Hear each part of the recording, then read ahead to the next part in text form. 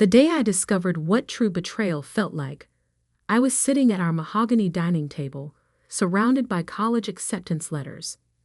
Harvard, Stanford, MIT. Their prestigious letterheads scattered before me like fallen leaves. My hands trembled as I held the latest one from Princeton, their words of congratulation blurring through my tears. Mom, Dad, I got in. I got into Princeton. My voice echoed through our sprawling Victorian home, a house that had witnessed 3 generations of the Montgomery family's success. My mother's heels clicked against the hardwood floors as she approached, her face bearing an expression I couldn't quite read. Behind her, my father's heavy footsteps followed, his usual confident stride somehow hesitant. "That's wonderful, Catherine," my mother said, but her tone carried none of the excitement I'd expected. She exchanged a glance with my father, who cleared his throat and loosened his silk tie. "Sit down, Kathy. We need to talk." I sank back into my chair, the acceptance letter still clutched in my hands. Something in their demeanor made my stomach twist into knots. "Your brother William," my father began, "his tech startup is showing incredible promise. The prototype he's developed could revolutionize renewable energy storage." He paused, adjusting his glasses. "But he needs significant funding to take it to the next level." My mother stepped forward, her manicured fingers trailing along the table's edge. "We've decided to invest in his company. It's a remarkable opportunity, one that could secure the family's future for generations." "That's great," I said, though uncertainty crept into my voice. "But what about my college tuition? The fund you've been saving since I was born?" The silence that followed felt like a physical weight pressing against my chest. "Catherine," my father said firmly, using my full name. "Never a good sign. We've made the decision to use your college fund to support William's venture. It's what's best for the family." The world seemed to tilt on its axis. "What?" "But that was my money. You promised." "Don't be selfish, Catherine," my mother cut in sharply. "William's project could be worth millions. You can take out student loans like other people do, or maybe consider a local community college for a few years." I stared at them, these people who had raised me, who had always preached about the importance of education, who had spent years encouraging my dreams of attending an Ivy League school. Now they stood before me, calmly destroying those dreams to favor my brother. Again. William had always been their golden child. 4 years older than me, he dropped out of college to pursue his entrepreneurial dreams, while I spent my high school years maintaining a perfect GPA, serving as class president, and winning national science competitions. William bounced from one failed startup to another, each time convincing our parents to invest just a little more. "How much?" I asked, my voice barely a whisper. "What?" my father frowned. "How much of my college fund did you give him?" My mother shifted uncomfortably. "All of it. The full $289,000. The number hit me like a physical blow. Nearly $300,000 gone. Every birthday check from grandparents, every summer job earning, every penny saved for my future, handed over to William without a second thought." I stood up so abruptly my chair toppled backward. "Did you even consider asking me? It's my money." "Catherine Elizabeth Montgomery," my father's voice boomed through the dining room. "That is enough. This decision is final. William's project needs this investment, and as part of this family, you need to support what's best for everyone." "Best for everyone?" I laughed, but it came out more like a sob. "Or best for William?" "Your brother has vision," my mother said defensively. "He sees opportunities others can't. Sometimes that means taking risks. Risks with my future, I shouted, surprising even myself with the volume. What about my vision? My opportunities? My father's face hardened. If you can't understand the importance of supporting your family's interests, perhaps you're not as mature as we thought. Go to your room until you can discuss this rationally. I stood there, 18 years old, being sent to my room like a child for daring to object to having my future stolen. In that moment, something inside me shifted. A fundamental change in how I saw my family, my place in it, and what I needed to do next. Without another word, I turned and walked upstairs to my room. But instead of collapsing on my bed to cry, as they probably expected, I pulled out my largest backpack and began to pack.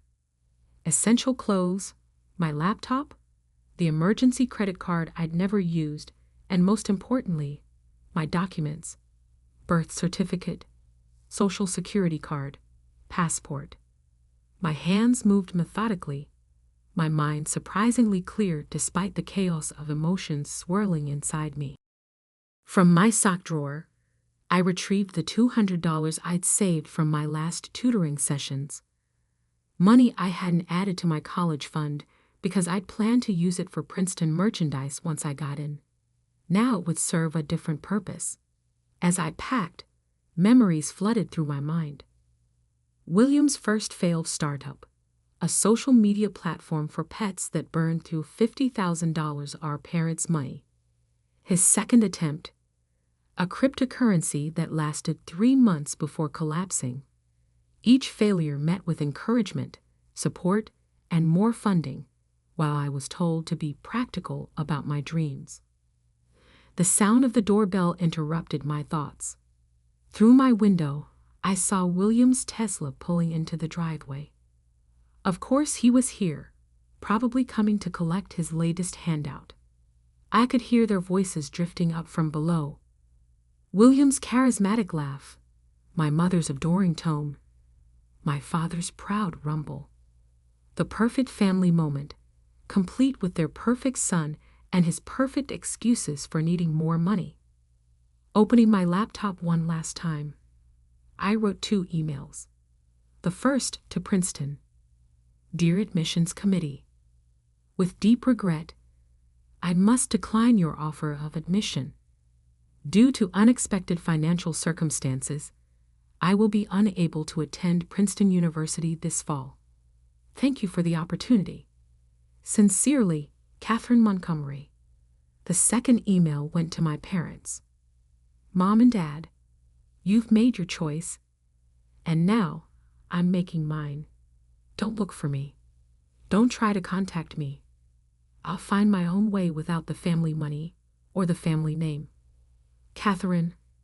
I hit send, then removed the battery from my phone. From downstairs, I could hear William launching into another enthusiastic pitch about his revolutionary technology. In his world of dreams and schemes, $289,000 was probably just another number, just another stepping stone to his imagined success. But for me, it was the last straw.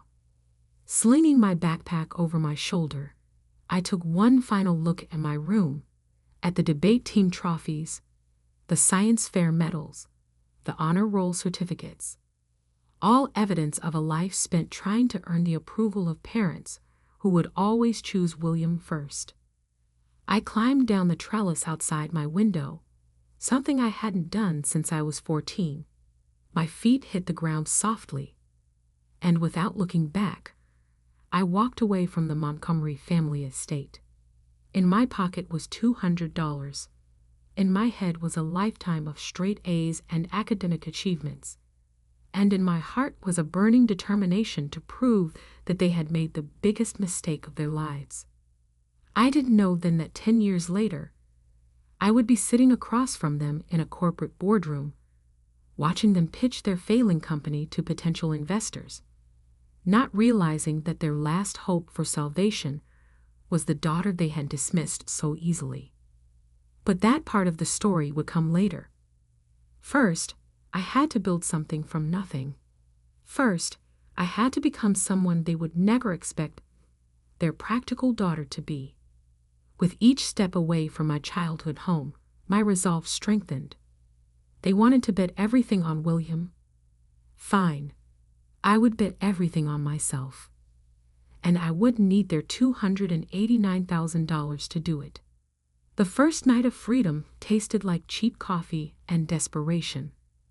I sat in a 24-hour diner on the outskirts of Boston, my backpack tucked securely under my feet, watching my phone battery slowly die. Before it went dark completely, I saw 17 missed calls from my mother, 5 from my father, and 1 text from William. "Don't be dramatic, Kathy. Come home." I ordered another coffee, spreading my remaining cash on the laminate table. $178.42.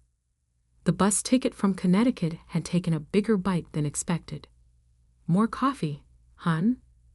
The waitress, Maria, had kind eyes and wore a name tag with 5 gold stars. "Thanks," I said, then hesitated.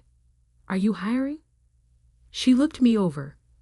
Pristine college interview clothes, expensive laptop, the obvious signs of a privileged kid playing runaway. But something in my expression must have touched her because she didn't immediately dismiss me. "Kitchen help," she said finally. 6 to 2, minimum wage plus tip split. "Start tomorrow if you want." I nodded, relief flooding through me. "I'll be here." "There's a motel down the street," she added, scribbling on her order pad. "Tell Jimmy that Maria sent you. He'll give you the weekly rate." That night, in a motel room that smelled of old cigarettes and cleaning supplies, I opened my laptop and began to plan. The Princeton acceptance letter was still in my bag, a reminder of the future I'd just lost. But as I stared at it, an idea began to form. I'd spent my high school years tutoring rich kids in advanced mathematics and sciences. Their parents paid premium rates for my services because I got results: perfect SAT scores, improved GPAs, early college admissions. I'd always seen it as a way to earn extra money for college. Now, I saw it as the foundation for something bigger. Opening a new document, I began to type: Elite Academic Consulting Specialized Tutoring and College Admissions Guidance founded by a Princeton-accepted scholar. I worked through the night, building a simple website using my coding skills from AP Computer Science. By dawn, I had created professional-looking business cards at an all-night print shop, spending $50 of my precious savings. The next 6 months fell into a grueling routine. From 6 a.m. to 2 p.m., I worked at the diner, learning every aspect of the business I could. Maria, it turned out, had owned the place for 20 years. She taught me about inventory management, staff scheduling, and most importantly, how to read people. From 3 p.m. to 9 p.m., I built my tutoring business. My first client came from a regular at the diner who overheard me helping Maria's daughter with calculus during my break. Word spread quickly among the wealthy suburbs of Boston. There was a young tutor who had gotten into Princeton, but chose to defer, who could explain complex concepts clearly, who guaranteed results. I never mentioned my real last name. Catherine Montgomery became Kate Morgan, and my clients never questioned it. They cared about results, not pedigree. By month 3, I was making enough from tutoring to quit the diner, though I still helped Maria with her books on weekends. She'd become something between a friend and a mentor, teaching me lessons about business that no Ivy League school could match. "You're good with numbers," she said one Sunday, watching me optimize her inventory system. "But you're better with people. That's where real money is made." She was right. My tutoring clients weren't just paying for academic help. They were paying for confidence, for hope, for a chance at the future their children dreamed of. It was something I understood intimately. One day, as I was reviewing a student's college essay, his mother made an offhand comment that would change everything. If only you could clone yourself. Every parent in Boston would hire you. That night, I couldn't sleep. Clone myself? No. But I could scale. I reached out to other high-achieving students who had gotten into top colleges but chose to take gap years. Many were brilliant, but needed money, just like me. I offered them a proposition: work under my brand, use my methods, and earn 70% of the fees while I handled marketing and client acquisition. Within 2 months, Elite Academic Consulting had 10 tutors. Within 6 months, we had offices in Boston, New York, and Greenwich, Connecticut, though I carefully avoided any locations too close to my family's social circle. My first million came faster than I expected, earned through a combination of the tutoring business and strategic investments in tech stocks. I lived modestly, pouring every spare dollar into expansion. While William was probably still burning through my college fund on his latest venture, I was building something sustainable. But I knew tutoring was just the beginning. Through my wealthy clients, I began to hear whispers about investment opportunities, startups seeking funding, established companies looking for fresh perspectives. I listened, learned, and most importantly, I planned. The breakthrough came during a tutoring session with Emma Chen, daughter of tech mogul James Chen. As I helped her with advanced economics, I noticed the investment prospectus for his company, Chen Tech Solutions, lying open on his home office desk. "Dad's worried," Emma confided during our study break. "The new energy storage project is failing, but he's invested too much to back out now." Energy storage, just like William's supposed revolutionary technology. I spent that night researching Chen Tech's project, and by morning, I knew 2 things. First, their approach was fundamentally flawed, and second, I knew how to fix it. It took 3 weeks to get a meeting with James Chen, using every connection I'd built through my tutoring network. When I finally sat across from him in his corner office, he looked amused. "Miss Morgan," he said, "my daughter speaks highly of you. But what makes you think you understand energy storage technology?" I opened my laptop and began my presentation. 4 hours later, he wasn't smiling anymore. Instead, he was offering me a partnership. 30% stake, he said, if you can deliver what you're promising. I countered with 40% and full control of the technical development. He agreed. 6 months later, Chen Tech's new energy storage system was revolutionizing the industry. The technology that William had dreamed of creating, I had actually built, though under a different name and with a different company. My net worth jumped to 9 figures overnight. But I wasn't done. Using Chen Tech's success as a springboard, I began acquiring struggling tech companies, particularly in the energy sector.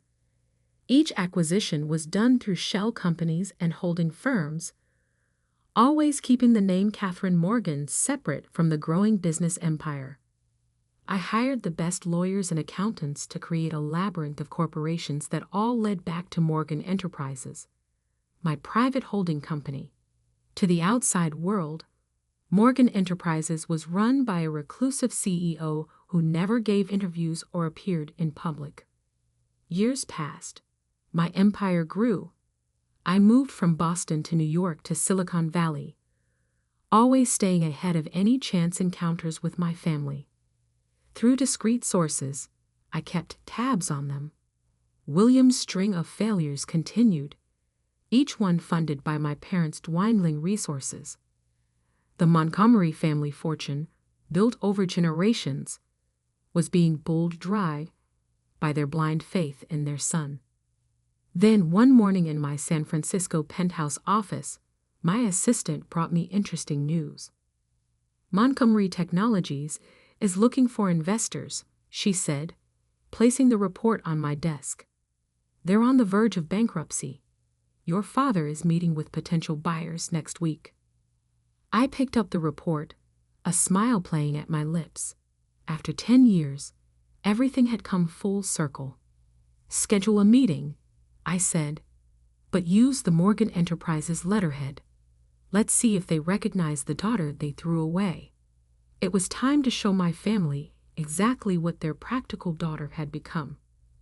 The Montgomery Technologies building hadn't changed much in 10 years.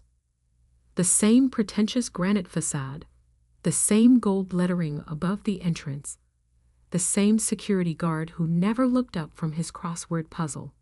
But now, walking through the revolving doors in my Armani suit, I was no longer the teenage girl they had dismissed so easily. Miss Morgan?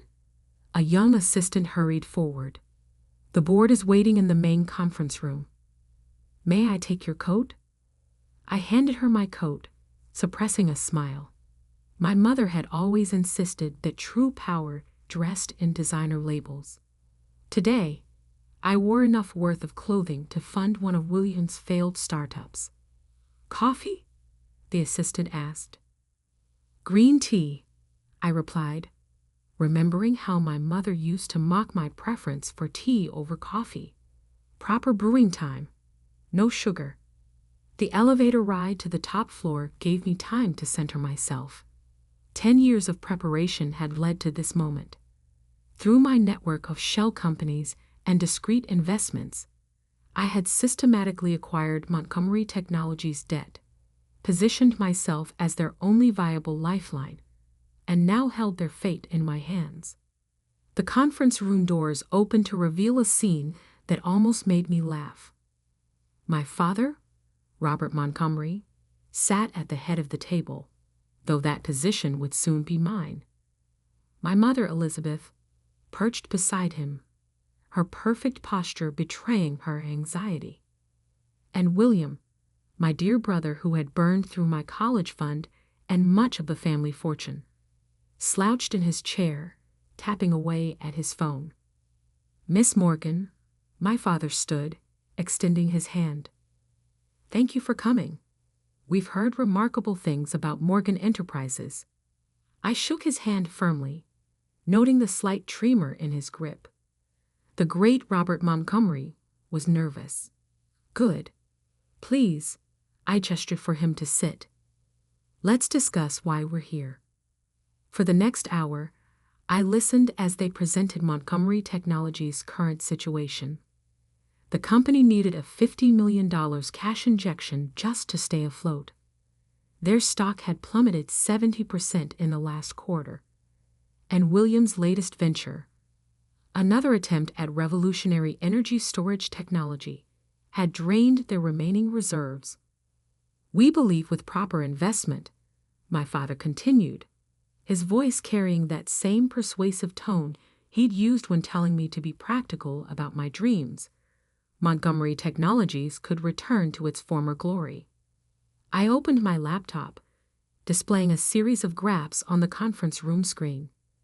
Your company's decline began approximately 10 years ago, I said, watching their faces carefully, coinciding with a series of interesting investment decisions. William shifted uncomfortably. My mother's perfectly manicured fingers drummed against the table. We took some calculated risks, my father defended. Calculated? I raised an eyebrow. Like investing $289,000 in an unproven energy storage concept. The room fell silent.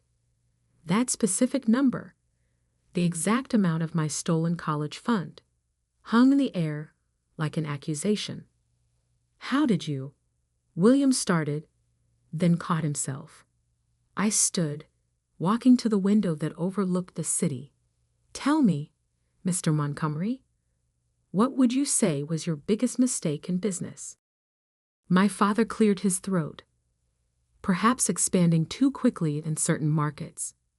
No, I cut him off, turning to face them. Your biggest mistake was sitting in this room 10 years ago, thinking she would just accept your decision and fade into the background. The color drained from my mother's face. William's phone clattered to the table. My father's expression froze in dawning recognition. Catherine? I smiled, savoring the moment. Hello, Dad. Mom. William. It's been a while. This is impossible, William sputtered. You're Catherine Morgan? Actually, it's Catherine Montgomery Morgan now, legally changed. I sat back down, enjoying their shocked expressions. But you'd know that if you'd bothered to look for me these past 10 years. My mother found her voice first. Darling, we tried to find you. No, I cut her off. You half-heartedly called around for a few weeks, then decided I was being dramatic and would come home when I ran out of money. I looked at William. How did that energy storage technology work out, by the way? The one you needed my college fund for? He flushed red. There were unexpected complications. Funny, I interrupted again, pulling up another presentation. Because Morgan Enterprises' subsidiary, Chentech Solutions, seems to have solved those complications quite successfully. I displayed the schematics of the energy storage system I'd helped develop, the one that had made me my first billion.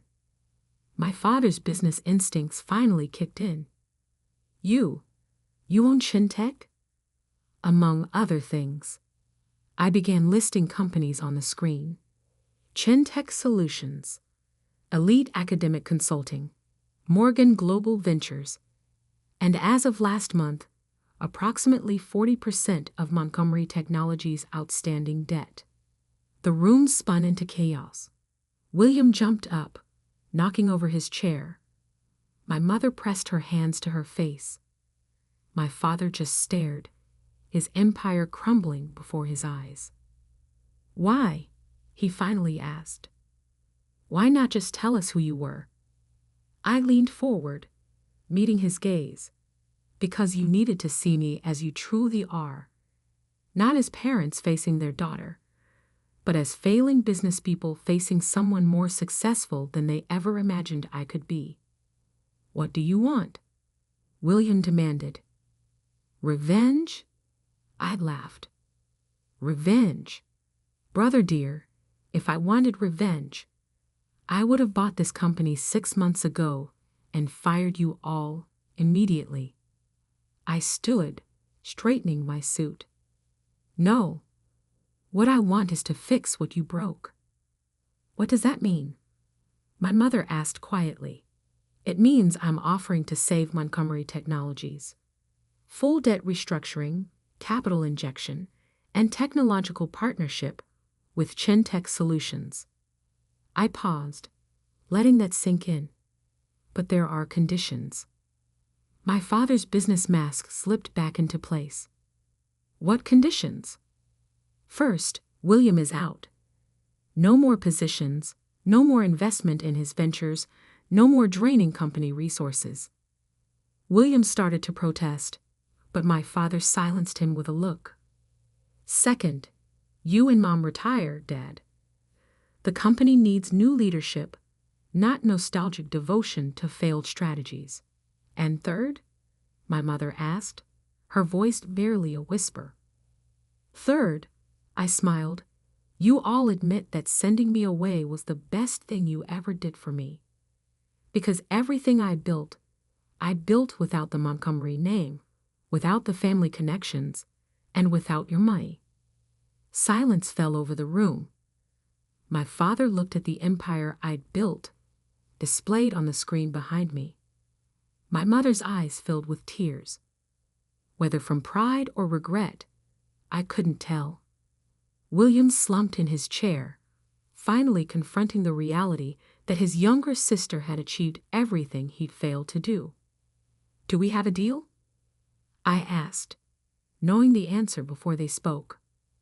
My father nodded slowly. We do, Miss Morgan. Good. I gathered my things, preparing to leave. The papers will be drawn up by tomorrow. Oh, and Mom. I paused at the door. The local community college you suggested. They're one of my charitable foundation's biggest beneficiaries now. Turns out practical decisions can lead to extraordinary results. I walked out of the conference room, out of the building that had once represented everything I couldn't have, and into the waiting car where Maria, my first boss, now my company's chief operating officer, waited. How did it go? She asked, handing me a perfectly brewed green tea. Exactly as planned, I replied, taking a sip. Though I think I'll keep the diner story out of the official company history. She laughed. Are you sure about this? Saving their company after everything they did. I looked back at the Montgomery Technologies building, thinking about the scared 18-year-old girl who had left home with just $200 and a determination to prove herself. You know what I learned in that diner, Maria? Sometimes the best revenge isn't destroying what others built. It's building something so much greater that they're forced to acknowledge their own mistakes. And did they? I smiled, thinking of my father's face when he realized who I was, of my mother's tears, of William's final defeat. They will. Every time they see the new company letterhead, Montgomery Morgan Technologies. You're keeping the Montgomery name. Of course, I said, opening my laptop to check the markets. After all, I did promise to support the family business. I just did it my way. As we drove through the city, past the skyscrapers and offices that had once seemed so far out of reach, I thought about that acceptance letter to Princeton, still preserved in my office. I had framed it alongside my first business license, my first $1 million contract, and a simple name tag that read Kate, server, from a certain 24-hour diner. Sometimes the best future isn't the one that's planned for you, but the one you build for yourself. $1 at a time. One dream at a time. One victory at a time. And sometimes, just sometimes, $200 and an unwavering belief in yourself is worth more than all the family fortunes in the world.